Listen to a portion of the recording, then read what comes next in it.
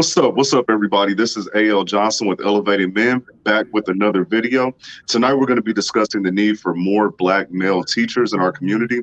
And to join me, I have two highly esteemed brothers who are educators in our community. It's going to be a great conversation. So we're going to go ahead and get it started right now.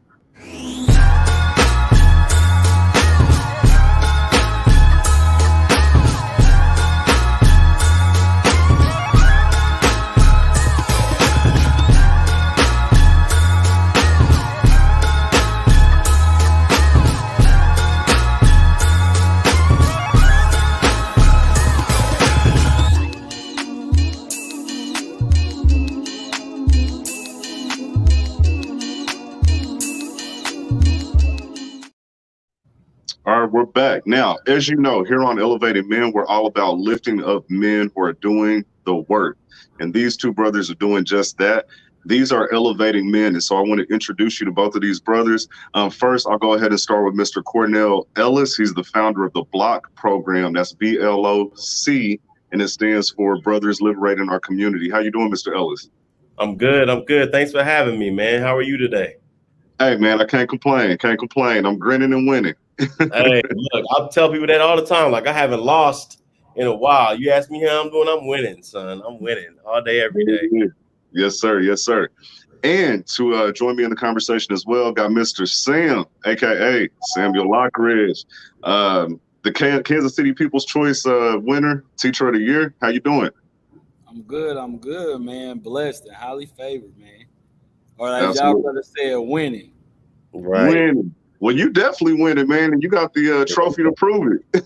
Yeah, he actually won. For sure, man. And I actually went out to Kipp KC, was that about a month ago, and got to speak to your class there, man. And it was really nice what you did as far as bringing in different entrepreneurs, letting the children see something different. What was it that inspired you to start that program and put that together? So during summer school, it's just always a great opportunity to start teaching those, enrichment projects or trying to teach different coping skills. So my main thing was I wanted to teach a little bit of entrepreneurship and kind of mixed in with just teaching kids how to plan out their journey after high school. So the only real way for these kids to actually, make it tangible is for them to see, people who look like them who actually are in the field. So it was a great experience for them to be able to see, people in different aspects of life. So. Yeah, and hey, their minds were wide open. I could see it, man. Do you feel like it had any effect? Did you get a lot of questions afterwards, anything like that? What was that like? 100%. I mean, they still asking me, because a couple of the entrepreneurs that were there, said, give me their names, we can maybe do a little internship. So they've been on my head about making sure that I gave, their numbers and the emails out. So, yeah, they are definitely interested and got a spark. Yeah. Perfect. Cool. And then Cornell, man, I wish I could have made it out last week. I know you had the teachers picnic. What was that all about? What inspired you? How'd it go?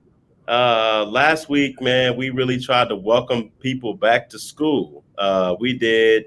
So just to be honest with you, we were supposed to have two events or one big event. I'm sorry. We were supposed to have one big event where we did in the morning. It was like a kid, like backpack resource fair. And in the afternoon, it was supposed to be like Black teachers, give some teacher giveaways, some teacher swag.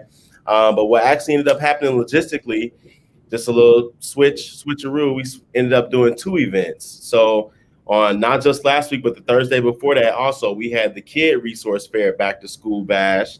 So we had like a bouncy house and we had a little puppet show, gave away over 250 backpacks filled with supplies for kids and families in the community, had over 25 organizations and vendors from the community to help kind of get out, meet families, give families the type of basic supplies, resources that they need in order to get busy and get successful for the remainder of the year. A game truck, a DJ, right? And then, like you mentioned, the Black teacher giveaway we're able to give away a bunch of like Black teacher school supplies or Black teacher like kind of decorations for their classrooms. We were able to give away a bunch of gift cards to Fogo de Chao and again, some more of those supplies that maybe teachers could give out to their kids. We had some live music. We had some drinks. We had a food truck. So it was a good event, man. both events were good. We really enjoyed ourselves. Sam came to the Black Teacher event. He was out Oh, there yeah. kicking. And I got me a Fogo card. Look, I'm telling you, I'm telling you. That's cool. That's cool. Well, man, look, let's hop into the conversation. So, I was checking out some sources. I looked at Stanford research. It said that less than 2% of all teachers are Black men. But to contrast that, over half of the students are people of color. And so there's a vast misrepresentation or underrepresentation when it comes to Black men in teaching. And so my first question is, why is that? Is it that Black men don't want to go into teaching? Are there other barriers that we aren't considering? I'll start with you, Mr. Sam. What do you think about that? I would definitely say that it is a perception. It'll start there. Even with myself, I definitely had no thoughts of being a teacher. Crazy thing is, my senior year, high school, I won student of the month, and they asked me, what did I want to do? I said I wanted to go into business or something like that. And the superintendent at that time said, well, if you ever, want to be a teacher, you come back to the district, we got a job for you. And I'm like, yeah, whatever. I'll never be a teacher. So, graduating from college, coming back home, it seemed like the only jobs that I was getting or even being offered were teaching jobs or in education. So the crazy thing is that the superintendent at that time was the principal at Harmon High School, and he hired me for my first teaching job. So I definitely ate my words, and because I had a preconceived notion that one, teachers didn't make no money, which I mean that's pretty much true. But I also didn't think that it went beyond the classroom. And so I think that's one thing that definitely kept me engaged in education, is because I'm a community person as well as an educator. And so to see how I can educate not only inside the classroom, but outside the classroom. Then I can also meet brothers like Cornell, and then, we talk, we brainstorm ideas, and just see how needed and how much of a value that we are. And then just think about the one or two Black men that I had as teachers and how much of an impact they had. So I think it definitely starts with a perception, with just what's being thrown out there about teachers. Makes sense. Makes sense. What are your thoughts on that, Cornell? And tell us a little bit about the B.L.O.C program. Yeah, so B.L.O.C really works to fix that underrepresentation you're talking about, right? KCPS does a pretty good job of having about 4% Black male educators in the district, but it's still, like you said, pales in comparison to almost 25% Black boys, right, in the district. So this underrepresentation exists, not just in America as a whole, but also here locally. Missouri is terrible. Less than 1% of teachers are Black men. That's because Missouri is pretty dominated by rural, like red areas. But Mr. Sam pretty much hit the nose on the head. There's a lot of perceptions about what teaching is and what it isn't. The money is definitely a piece. So B.L.O.C works to give programs to Black male educators to help line their pockets with a little bit of extra bread. I think curriculum is an issue, right? Black male educators don't want to come into schools and teach curriculum that's not true or that's not revolutionary. And so B.L.O.C works to create and curate curriculum that Black men will want to actually teach in their schools. And I think it's just isolating, right? Like Black men don't want to be the only person that looks like them in a school filled with people that don't look like them, right? Or people that even are low-key aggressive at them. And so how can we, start to bust down that isolation as B.L.O.C to get guys like Mr. Sam was saying, other Black men from around the city that are teachers that may feel like they may be alone in their building. Let's all link up. Let's have conversations. Let's build together as educators and as Black men, right, who experience the same things in these classrooms. Perfect. It makes sense, man. So kind of sticking with that statistic, 2% of teachers are Black men, half of the students are people of color. Anytime there's that big of a gap in any other industry, in any field, there's usually scholarships, grants, different programs to kind of spur growth and kind of close that gap. And so is there anything going on in the teaching space that is encouraging Black men outside of your program? Are there any scholarships, grants? What's available to help close that gap? Looks like nothing. Y'all are stuck. So that must be a no. That must be a no. So that just kind of leads to my next question. Why do you think that is? Now you really starting to get to it, right? Like trying to get to it. Yes, sir. Yeah. Yes, sir. I mean, I'll talk about like one of my early projects as like a public speaker was about like I like to make long metaphors with movies about experiences in schools. And so the first one I ever did was with Ratatouille, the movie about the rat that's a chef. I equated his experience in the movie to a black male educator in schools, right? And it's like based on this premise that like the black male is like the most vilified subgroup on the planet, right? Like we've been tried to be erased since we got here, right? Yeah. And so at the very bottom of it, I say you really get into the very bottom of this, right? Like they don't want black men to be in the classrooms empowering kids because that empowerment is a tool of dismantling of their white dominant culture, right? And so when we able to do that, they don't like that. It's too many niggas in one room. They don't like that, right? But when we're able to, excuse me, for those that may be offended by that. Say what you got to say. You're good. I use that word freely and openly. But that when there's too many of us in one space, white people get nervous because it's dismantling their power structures, right? And so I will argue the same reason exists is why they don't want black men to be teachers. Anything to add to that, Sam? Nah, he hit the nail on the head right there. It just go back to all the history. I mean, you can't give us the knowledge. Once we found out that the knowledge was a tool to overcome everything that we needed to overcome, they tried to make sure that we didn't get that. And so they know that a black male educator is very lethal. You talking about educated black men with the one motive to educate black children. So I mean, we're gonna call it what it is. It's systematic. So what do you see in the difference in the classroom? Because me personally, I had one black male teacher in my whole school experience. He happened to be a typewriting teacher, so I only had him for like an hour, a couple times a week, and that was it for me. And so from you all's perspective, what do you see as the difference between a classroom led by a black male teacher versus any other sector, especially when it comes to the inner city and our black children? Well,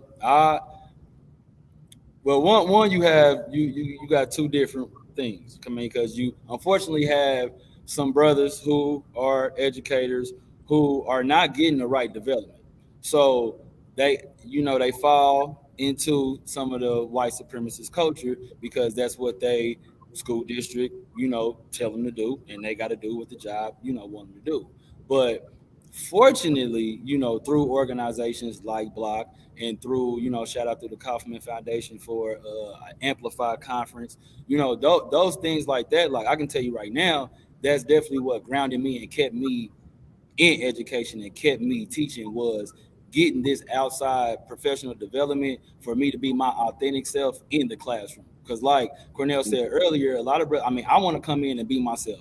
I want to talk like I want to talk. I want to wear my hat. I want to vibe with the kids where they can understand it. And I don't need admin down my throat trying to say, well, that's a little, no, it's not, because that's how I get through to my students and through to these families. So, if I can't come in here and be who I am out here on the streets, then what am I really doing? Right. So what do you see as far as cultural differences in the classroom and possible hindrances to learning? And I want to ask you this, Cornell, because when it comes to young black men in the classroom, as Mr. Sam alluded to, there's kind of some barriers there. There's certain information that we want to teach that really isn't in the curriculum. Sometimes there's cultural differences as far as how things are received, how discipline is administered, et cetera.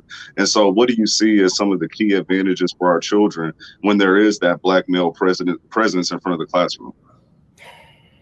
The advantages, the advantages that kids have are different than what black men bring to the classroom. As very simple as that nuance may be, right? Like I think black men bring a certain air and aura to classrooms, right? That benefit all kids, right? The data says that, right? Like not only do young people that look like me in class see their cousins and brothers and uncles and fathers, which I think is one of the biggest impacts of being a Black male in the classroom, right? Like we become surrogate family members for these kids, like very quickly. You know, these kids trust us very quickly because we remind them and they remind us of Right. someone, you know, in our actual family.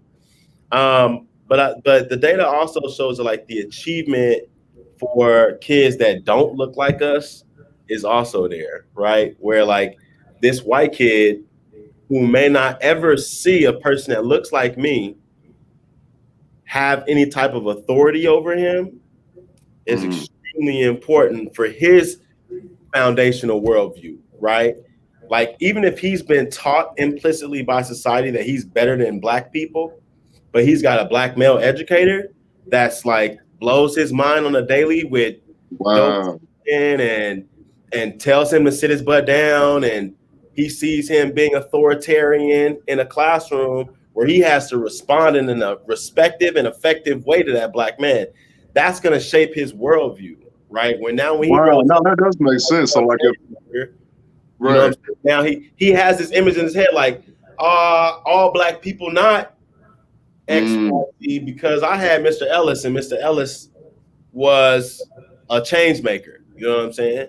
And so, Right. like, not like Black men affect everybody, right? In this very unique way because of the context, right? The context of them clipping us and stripping us and hanging us from trees and lighting us on fire for all of our family to see. You know what I'm saying? Like that was intentional, right? I just taught my African American history class the other day. Like lynching is a state-sponsored act of racial terrorism, right? Right. They were trying to take us out, not just physically, but like mentally as well. And we know that now. We're starting to kind of come to that now. But like as Black male educators, we have to be able to attack that on a more intentional realm, you know? That's deep, man. That's deep. I've never really considered some of the things that you said, especially the point about white children never having that authoritative figure. And so say the first time they go to a job and they have a Black man as a supervisor, that respect level may not be there because I haven't seen you in that role before. I've never had a Black man tell me what to do. And so, yeah, I can see where that kind of create a lot of friction kind of in the workplace. Now, when we come to salaries, because that's something that you hit on at the beginning, you said, well, hey, teachers don't really make a whole lot. It's always been my perception that men don't get into teaching because as heads of families, income is a big deal for us.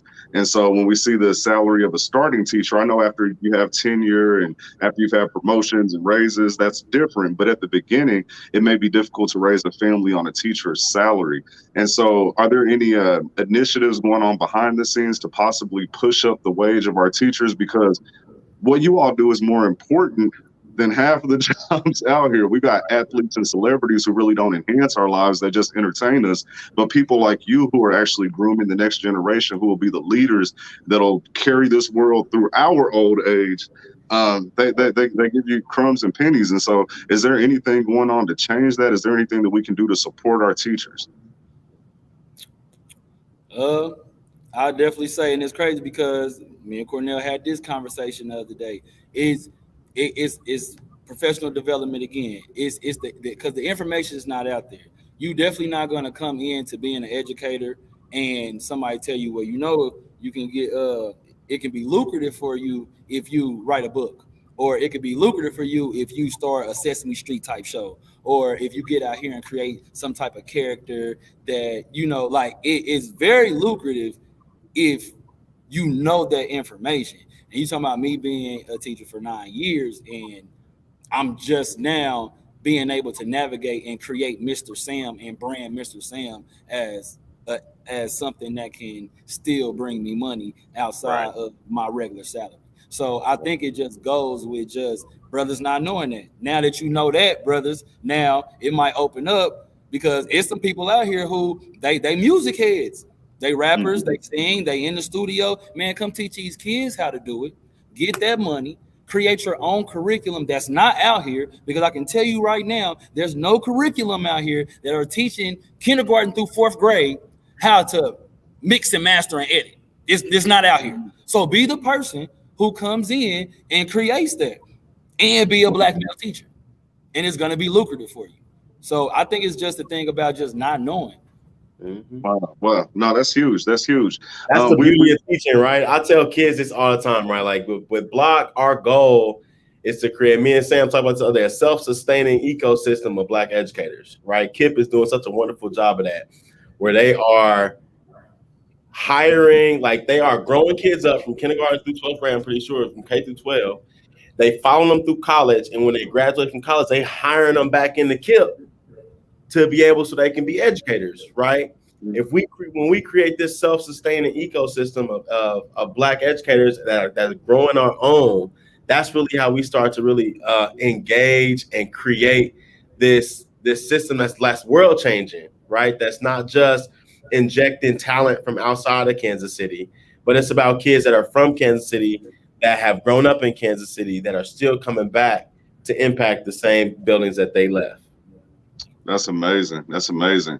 Now, we hit on race a couple times here, and I actually had this in my notes for later, but since we've already went there, critical race theory. There's people who are completely against it. There's people who say it's a critical part of history and it needs to be taught. Where do you stand on that? Are there any barriers to it if that's something that you do feel you want to teach? When it comes to the curriculum, do you have to stick with what's in those textbooks, or are you able to veer outside of that? How does all of that work? Man, I'm glad. I guess I'm glad you asked that question. It needs to be clarified, right? Like, first of all, like, let's be very clear. No K through 12 school is teaching critical race theory to their students. Let me say that again. No K through 12 school in this country is teaching critical race theory to its students. Critical race theory is a highly advanced and legal lens and framework that applies to sociologists, legal professors, historians, ethnographers, maybe an anthropologist every once in a while, to think about how race in America and the law have developed over time to create a set of circumstances that we have right now. It's not like a set of facts or a set of ideas that you can be inherently against. And it's definitely not something that your high school student is learning inside of their classroom. So that's a PSA. Let's start there. Thank you for asking this question. Again, the second piece, because like this is what I do on a daily basis. Like, even though I run the block, I also still teach African-American history. And it's extremely important for B.L.O.C and for me on a daily basis to practice liberatory curricula. Like, it's extremely important for me to teach the truth and to teach an inclusive and agent-filled and critically looked at curriculum for all students, right? And so when parents want to ask you if you're teaching CRT, you can tell them no. No, I'm not teaching a framework and lens that's only taught to like law students and in their third law year. Like, this is a highly advanced like ideas and thoughts and set of ideas that no layperson should be throwing around with that frequency, right? Like, we're teaching good curriculum, we're teaching honest social studies, and we're teaching an inclusive achievement first curriculum for all students, right? Like, it's not CRT. It's just not. Got it. Mr. Sam, curriculum, how strict is it? How closely do you need to adhere to the textbook? Are you able to go outside of that to make sure that your students are getting the information you feel they need? Being in a district, strict. Is what they say you do. Being at Kipp, which is a national charter school, and also being in a position where I am starting, growing, and building my own program. So I'm currently the high school performing arts teacher, but I started in elementary. So with the vision and the goal of creating a K-12 performing arts program. So with my curriculum, like I'm literally building my curriculum, which goes back to what I was saying about, creating some type of other type of stream of income and education. Because once I've, got my curriculum together, it's ready to be sold. And if, Brother Cornell, no, curriculum costs. Like that's probably one of the highest things that a school can pay for is the actual curriculum. So, uh, to answer you, it depends on the school. It depends on the freedom. I can definitely say in core subjects, which your math, your science, English, and that's pretty much to the books. But it goes back to that teacher, and it goes back to getting that viable professional development to teach you how to be your authentic self and to still uh, bring all those other things that you need into the curriculum. And so one thing I got from I struggled real hard in education with that piece right there. With I don't agree with the curriculum that's necessarily being taught. I don't agree with not being able to even teach it the way that I want to teach it. Because with me, I'm music and dance. I feel like that can teach anything. It doesn't matter whether you're trying to change a tire or whether you're trying to do math. If you put it in a song, put it in dance, it's very easier to learn. So you at Amplify, brother Chris Emden, he did a session and he told us that it's about space, faith, and place. And so that saved me staying in education. The space, he said, the space we want to think of something physical, but the space is what you need to get in to come in here and do your job. And so my space, I used to think I need to, roll in listening to jazz or listening to gospel music to get myself in the. Nah, I don't. I'm on 18th and Prospect. That's where my school is. I might need to be bumping something to come to school because that's the space I need to be in to come in here and do the job I need to do, which is going to put me in the place, which is this school. And my faith is that I know that I'm a bomb teacher. I know that I can teach the curriculum that's given, and I know that when I put my twist on it and include my authentic self, I'm still a damn good teacher, and the kids are gonna learn. So, as long as I'm in my space, when I come into place, the faith gonna work. So, I love it. I love it. I love it. shout out to Chris Emden. Shout out to brother Chris Emden, because that was a word right there. Man, that's awesome. That's awesome. So, either of you can answer this question, and I definitely want to hear from both of you on this. But it's always been my take that the schools don't give us the information that we need. Meaning, you graduate high school, you don't know anything about credit, you don't know how to purchase a home, you don't know how to start a business, you don't know any of the most important things that will propel you forward in life. I also feel that some of the classes may even be somewhat of a waste of time. And so, if you're brutally honest, brutal honesty here, if you could completely change the curriculum that our children are going through, what classes would you add? What classes would you take away? Go ahead, Sam. It's a hard one. Yeah, it's very hard. And I mean, it's for me, it's definitely all of those classes that once again they systematically taken away. So I mean, we know that we see those students that are able to make it academically, and then we see those students who are able to make it out, athletically. And so those other pieces was woodshop, home ec, automotive, all of those, life skills or trades that would help a student outside of, once they graduate high school. I mean, through, especially in the inner city, which why it's systematic, because it's not really in the suburbs, because they still have these classes top notch. But in the inner city, in the urban core, they taking those out.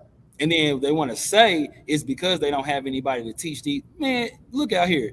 We all got an uncle who know how to fix a car. We all got somebody that you can put in this classroom to teach those skills. But when you look at it, we giving these kids another way out. And we don't want to do that. So I feel like, to me, it's all the things that they took out. Every student that graduate high school should not only graduate with an associate's degree, but they should graduate with a trade or have the option to do either or.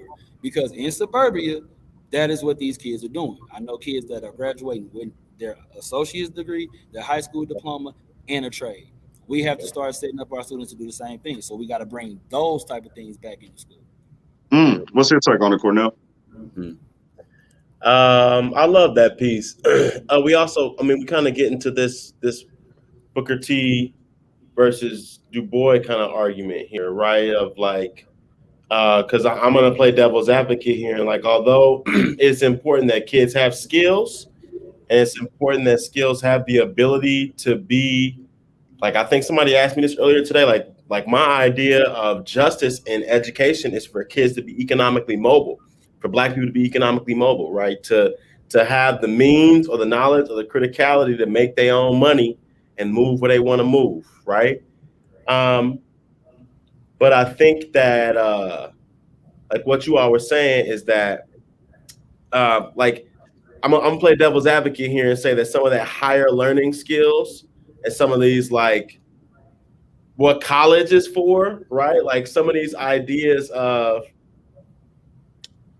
I don't know, it's hard to put into words right now because I don't like using like hierarchies when it comes to learning. So I don't want to use necessarily like higher education or higher learning. It's just like, it's like the next step, like the next step of the next evolution of learning. Like after you learn like your technical skills, I also agree that like a lot of the time that kids spend inside of schools is a waste, right? Like by the time kids get 14, they're ready for some of these like higher level skills like calculus and, you know, some of these like world saving type of like skills to learn. I think that's, some of our kids are meant for that stuff. I think a part of what our education society is missing is like a skills test or like an affinities test for like what do you have an affinity for? Like if it's math and you like to fix cars, and like, great, let's get you into that. If it's math and you like thinking about, I don't know, like atoms and neutrons and like I don't know, shit I don't understand, right? Like, then let's get you up to, or let's get you to the levels of thinking that you're going to need to be able to accomplish whatever your goals are going to be. But like, and that kind of broaches on my spiritual side too. Like everybody is put here for a very specific purpose, I think, right? Like we have a skill and we have like a gift from the creator, the Most High, to offer to the world. And we have to kind of find what that is and find our purpose. And education is supposed to give us the tools to do that. Education doesn't do that. It's supposed to give you the tools to be able to unlock your purpose. Man, you guys both brought up some really good points. One, the trade thing, I think that's awesome because when you look at other communities, a lot of them don't go into as much college debt as we do. And so now as Black people, we're able to say even Black women are the most college educated. But what does that get us net? You know, we have college debt, things like that. We are underrepresented in the construction field, which makes a ton of money, electricians, plumbers. There's a lot of opportunity where you can make six-figure incomes without having the six-figure debt to go along with it. And I think a lot of young men in our communities miss out on that. Another thing that you touched on, Cornell, that I really want to shed some light on, through Elevating Men, we teach a theory. It's called the 4 quarters of life. You live about 80 years, correct? And so if you split that into 4s, it's 20, 20, 20, 20. That first 20 years, you're under control of your parents and you're in school. And during that time, you really need to figure out what it is that you want to do with your life. And so what you alluded to, Cornell, is that there's no type of assessment. There's nothing that goes on in the school currently to bring out the talents that our children have. There's no test to recognize that, hey, he may be a great engineer, or this child may be a great music producer, and then nourish those gifts, nourish those talents so they can really pull it out. And so we have people in their, 30s and 40s who are just now waking up to, oh man, I would be great at this. You know what I mean? And so if we could really figure out a way to get that in early, I believe it would change the trajectory of a lot of the people in our community. And so the question is, how do we do that? How do we lobby change when it comes to the school system and the education that our children receive? Do we need to be showing up at town hall meetings? Do we need to be, what is it? What do we need to do? Let us know. It's the school board. Yep, that's up to your local school board meetings. There's a organization out there called Parent Power Lab with Spark Bookhart. And they're also pushed along by the Kauffman Foundation and other local philanthropic organizations, but their job is to really educate parents, right? Especially in Kansas City, right? Like Kansas City has seen a long embattled history in education, right? With Brown versus Board being right down the street, with the deseg of schools, the creation of the magnet schools, right? Like all of these things have they've disenfranchised Kansas Cityans from their education. And parents have gotten to a point where they've forgotten, like parents are the true stakeholders in our education systems. And Parent Power Lab's mission is to like reinform parents, get parents back involved with going to school board meetings, writing your governor, going like talking to your principal, showing up at school. And if not, pull your kid, right? Mm-hmm. You pull your kid, they can't do nothing about that, right? And what was really beautiful about, right, there was so much sad about last year, but what was really great about last year is we saw the possibilities. Right, like I know a lot of parents struggle, but we can do it. We can do it, right? And if we really have to one day, right, like let's hold our kids home for a week and see if the school board start acting right then. Yep, that's the biggest thing. You just be vocal, be way more vocal, because it's still a business. It's still a business, and you guys are still the consumers as the students and the parents. So if you're not happy with the product that's coming out, if you're not happy with it, you have a right to complain. And so the first place is storming those school board meetings or being vocal. Just call that teacher. Start with the teacher. The teacher not hitting you back, hit the principal up. Principal ain't hitting you back, take it to the school district. And you keep on going until you are heard. You know, hey, my grandma used to say, it's power in the pen. You still write a letter. They get that letter. You have to be vocal. You can't sit on your issues and what you want to be changed and not actually let them know what it is. And I think one of the other issues too, right, is this idea of like a sociological field of like being able to navigate. A lot of parents don't feel they've been underserved as students. They don't feel like they have the right verbiage or the right procedures to. That's why they don't come to school for parent teacher night, right? Like I don't want to go up to this school and hear this white lady talk to me about use jargon and data that I don't understand, that y'all not going to explain to me. Tell me that my kid's not doing well, but not really speak to me relevantly, right? Or responsively to my needs, right? Like, so when I have a problem, like Sam was saying, I'm just going to kind of sit on it, and I'm going to become more frustrated, just like pull my kid out or become apathetic to their education.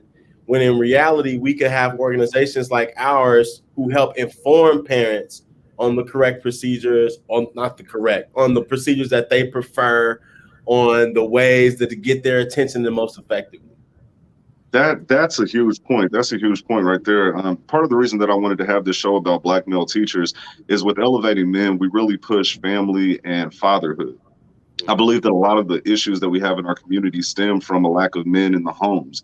And so when there isn't a man in the home, it's important that there's some type of male mentor or role model. And so if we have more Black teachers, Black male teachers specifically, it'll put that role model right there in the school, somebody that they're able to see every day and learn and grow from. But the other side of that is the parent-teacher interaction. And so what do you see as the difference between how the parents are able to interact, even when it comes to discipline? Like you mentioned, hey, I don't want to come in and have this person tell me a bunch of jargon, a bunch of terms I'm not familiar with. And so I disengage and I unplug. Do you notice when there's a Black teacher in the classroom in our communities, are the parents able to be more involved? Are they more comfortable? What do you see on your end? No, 100%. I mean, and that you build those relationships first. And so that's the other part of not just being behind these four walls in the school. Like, I'm gonna see my parents out on my Wing Wednesday. I'm gonna see my parents out, at the juke or out, I'm gonna see them out and we're gonna talk and I'm gonna rap it with you there. So then when we come into this space in the school, the conversation is just gonna flow. I'm able to tell you this is what this student needs to work on. Hey man, they cutting up in my class, but what we gonna be able to do? Like, I'm going to talk to you just like I was just talking to you on 18th and Vine down the street. It's not about to be no switch up. It's not about to be no code switching. Like, that's what you get from a Black educator, being in there in that relationship with those parents. And once you get that relationship with the parents, then you already got the relationship with the students. So it's all about building those relationships early. and getting out of these four walls and getting out into the community and into the households if you need to. Like you play AAU. You got a game this weekend. I'm gonna come through to this game. Hey, it's your birthday party. Hey, can Mr. Sam come through? I'm about to slide through. Hey, man, we about to turn up. Like I'm about to be. You not about to just see me at school. You about to see me everywhere. So I'm not just a teacher. I'm not just a teacher. That's huge. We did a show a couple months back, and we had a couple members of law enforcement that came in. This was around the time there was some police brutality going on, a couple different situations. So we had some police come on. They were white officers. One of the questions that came up was, hey, why is it that when you run our tags and you pull us over and you see that there's nothing wrong, why do you still end up having that person get out of the car? And we were able to boil it down to the fact that the cultural differences, you don't realize that when I don't want to make eye contact with you, maybe I had a frustrating day. You're a cop and you're pulling me over, and I'm thinking about the ticket that I might have to pay, a couple of weeks from now. The police officer said that, well, when you don't make eye contact with me, it makes me nervous. I think you're nervous. I think you're jittery. It makes me want to investigate and push further. I say that to say, when it comes to the classroom, do you see a lot of those same things? So you all are black male teachers. Do you ever have female teachers, black or white, that come to you with a problem from a student that they feel that you could better handle because you understand that child a little better? There's a little different perspective. Can you just maybe share an example? Get them, Cornell. I'm gonna use this example too. Like my last year at the school I was at before this, it was a myriad of white women that were teachers, right? And we as a team were facing some violence, right? Like the kids were fighting in this one class that they were having.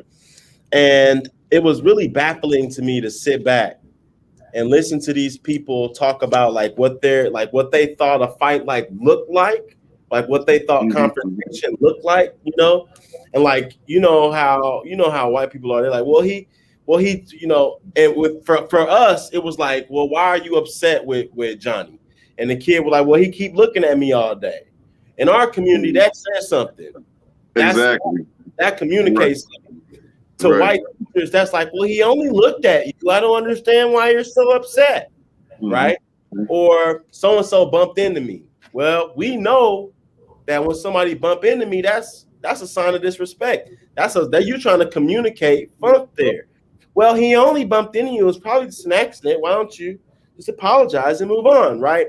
Like these ideas where these teachers couldn't even pick up on nonverbal communication because they're from a different culture that couldn't bridge those gaps all the time. And so just like we need black police officers that represent the people in the community and understand, we need the same thing in the classroom. Right. Exactly. Definitely. Wow. And so another theory that I have when it comes to young black men, I really believe this to be true. So many of us grow up without a father in the home.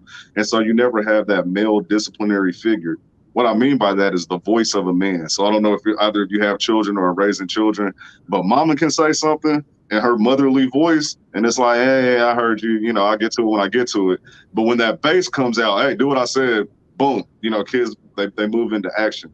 But children that don't have that in the home, I believe a lot of the violence that occurs with our young men is because they haven't interacted with men. And so when they hear that bass or they see that aggressive stare, or like you said, a small bump turns into a huge fight, it's because they have not had that male interaction to understand how we as men deal with adversity, how we deal with conflict and things like that. And so, Mr. Sam, I saw your class, man. You got a bunch of young men in there. When it comes to that discipline factor, do you see that kind of could help them and kind of carry over into their life overall when it comes to conflict resolution, having a male teacher, having that male disciplinary figure in their life? 100%. And I don't sugarcoat it at all. Like, if I'm frustrated, you done pissed me off, you got me escalated, I'm gonna let it be known, hey, Mr. Sam ain't having it right now. Let me calm down real quick, then we can revisit this conversation. And in that moment, they able to see a black man not react like they used to. So in every day in modeling, you are able to make, some type of impact in that aspect. But it ain't just the students that's the problem, because those are the ones who get it. The ones who don't get it are first your staff members, and then parents. But the staff members are because 9 times out of 10 they are coming from another place and not understanding this. If I'm raising my voice, it's because I need to be heard, and I'm not being heard right now. And it's not about me being dominant. It's not about me being a man. It's about safety of everything in the school building. Because if this was reversed, and this is what I use with my parents, if it was a fire in the school, you would expect me to make sure that your child made it out this school. If God forbid a shooter came into the school, you would expect me to give my life for your child, which I know I would. And in the same breath, you think I'm not about to discipline? No. You said risk your life, but don't go hand in hand. That don't go hand in hand. And once that is said on the first parent-teacher conference, we have an understanding. I'm not gonna hurt, harm, or say anything detrimental to your child. I love them just like you do. So any way that I'm disciplining them is out of love. So it's gonna happen. Whether I got a 10-pound medicine ball in the room and the brother got to do a couple squats, or whether whatever it is. Sometimes it might just be a conversation, and just like you said, it might just be a look.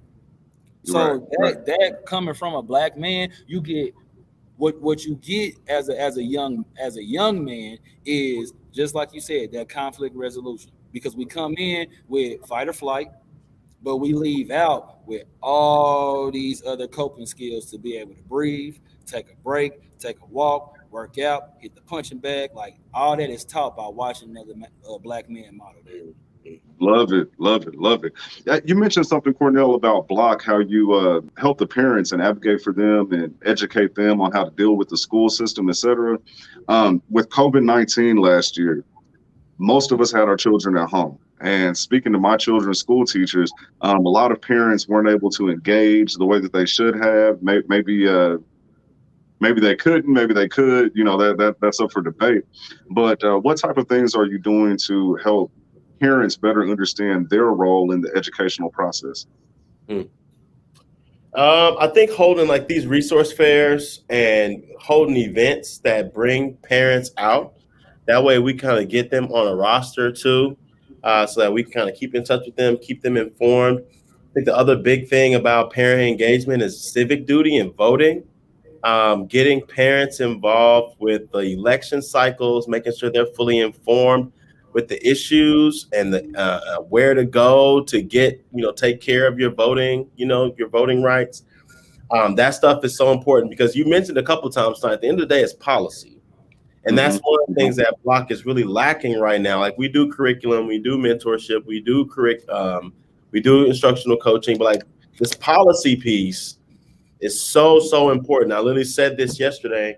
Educators always talk about they don't want to be in politics, but politicians are in education, right? Wow. Until the day comes where we don't feel like our freedom as teachers are threatened by politicians, we as educators have to involve ourselves in politics, And so I hope that at some point, B.L.O.C will be able to venture itself into the policy space and be that type of influence on the Missouri legislature, but that's still a little bit out ahead. Yeah, one of the things too, when it comes to parent advocacy, and I say this somewhat in a joking manner, but some of it is serious, and I think some of the parents will feel where I'm coming from. The curriculum seems to change every few years. So like, my oldest child is 15, my youngest is 9. And I just see the difference in the way they're just taught simple things like basic math. What I hear from a lot of parents as a complaint is, I can't even help my children with their schoolwork. I know how to do the math, but now you've changed the way that it's done and you want my child to show the work. So when they come home, I can no longer help them. There's only so many tutors. There's only so much after school. What can we do as parents to kind of help ourselves in that situation? Like, is there anything? Is there any type of like, can you tutor us so we can help our kids? Right. Like, that's where it's. Because education is gonna change again. The curriculum is gonna change again and again and again. Yeah, are they doing that on purpose? They don't want us to have no kind of connection. We can't help our, like, it felt like a conspiracy or something. No? Oh, you gotta think about teaching it. You gotta think about teaching it, and you learned it a different way. Right. You know, so it's, Right. I mean, it's the same way, you know, for teachers, because a lot of us, plenty of us, did not learn the way that we are teaching some of the Okay. things we're teaching. Right. But it's even, I can give you an example of over here before I came up to high school and elementary, we were learning about we've been teaching literacy wrong. You know, just as teachers, like what to, you know, listen for and how to actually teach a child how to read and how to write and how to talk, and that it comes from, you know, your phonetics and how you position your tongue and so we had to relearn the right way to teach, you know, literacy. I mean, so you have things like Right. that come about, and so that may be why curriculum changed. But nah, the math thing, I'm hey, as a teacher, I'm with you on that. Miss me with that. That's crazy. Miss me with that, man. Right. But no, what I Man. do like to tell, what I've done in the past for parents, especially with bilingual parents, sometimes too, is like send home the guided notes. So like That's sometimes good. a parent can request the teacher copy of the lesson, which for a teacher, it's only a little bit more lift to make an extra copy and staple it Right. to the homework and send it home with the kid, so that a teacher or a parent at home can follow along with what y'all learned today in class. You're that way able to learn it with the kid too, and or like enforce, hey, did you get this written down? Right? Like sometimes you need to be doubling back on your kid to make sure they got all their stuff written down too. Before you come at the teacher, make sure your kid doing what they supposed to be doing. Facts. I love it. I love it. Man, listen, I've enjoyed this conversation. I definitely could talk to you brothers all night, but I appreciate you giving up your time. I believe that this conversation will help a lot of people. I just got a couple last things before we wrap up. And so from each of you, make a call to Black men to become teachers. Well, tell them the good, the bad, the ugly, why they should do it, how it can help the community. And I'll start with you, Cornell. Mr. Sam brought it up earlier, and I had lost my train of thought. But what I love about education is that you can just do what you're good at and teach it, right? So whatever your affinity is, whatever you determine to be your passion or your placement or your reason in life, you can turn that into an education career. You can go to a school, you can get certified, you can get in front of kids and teach other kids to love what you love. That's as simple as it is, right? I think oftentimes, if we don't hear it explained that way, to us, teaching sounds like some forced upon, like arbitrary system that we never fit into, that we were told we didn't belong in, and that we told we needed to change completely in order to fit into. And that's not the case, guys. Your teachers can look like me and Mr. Sam. They can talk like us. They can come from where we come from. And we can teach what we love to teach, what we love to do. It's really simple as that. So come on to the block. Come on, hang out with your boys. Definitely. And before we wrap up, can you tell them how to get in contact with you? You know, how to get in contact with B.L.O.C and what we can do as a community to support your efforts. Yeah, absolutely. So the website is THEBLOCKC.org, theblockKC.org. And on that website, you can engage, sign up for all of our events. You can sign up for the newsletter. You can donate, which is always a great way to support. It costs $10,000 to $15,000 to support Mr. Sam and keep Mr. Sam as a sustained educator through B.L.O.C programs through the course of a year. So every little bit helps. If I can get him a dinner a month, if I can get him some supplies for his classroom, if I can get him and his kids a trip on a field trip, and I can provide that type of stuff, B.L.O.C is the way that you can support indirectly or directly, right, a Black male educator in his sustainment. So email me. My name is Cornell at theblockKC.org, or check out our website. And on Facebook, you can find us at Brothers Liberating Our Communities. Awesome. So if you've been watching this and you're saying, hey, I want to support Black male teachers, definitely check out the B.L.O.C program and what Mr. Cornell Ellis is doing there. He's doing a great work, and we as a community need to get behind him and support it. Mr. Sam, Mr. Kansas City People's Choice Award winner. What are your final thoughts, last words, a plea for more Black teachers, and how to get in contact with you? Well, yeah, Brother Cornell definitely gave a plea to the Black teachers. So my message is for our brothers who are already out here, man, in this education field. We got to also retain the brothers that we have. And, you know, I think about where I was a few years ago, and if you're thinking about leaving education, don't. If you was in education this long and you made it through, all you got to do is get with something like B.L.O.C, find you some resources, find you some professional development, because trust me, it is a group of brothers out here that's ready and willing to be able to get you and help you navigate through this crazy, educational life as a Black male educator. So to all my brothers that are still in education, hang on a little longer, get connected with Cornell and the B.L.O.C and Amplify Conference through the Kaufman Foundation. And I feel like if you start there, that'll definitely keep you and can keep you retained. To all these schools and districts out there, you need to hit up the B.L.O.C because you also need to figure out a way to retain the Black male educators that you have as well. So retention, retention, retention. Retention, retention, retention. Love it, love it. Sam, I need your suit guy, man, and that hat you had on for the People's Choice Award. I need some I game, love bro. that hat was custom by William Fashion King Haskell. And then Okay. my tailor is down at Tides, down off of Broadway. His name is Jordan. So All hey, right. go ahead and hit him up. I'm Come writing on. that down. I'm Go writing that ahead. down. You was clean, Hey, man. Jordan Clean, is sharp as the a man. I tack. know Jordan. Jordan is the man too. Yep. Yep.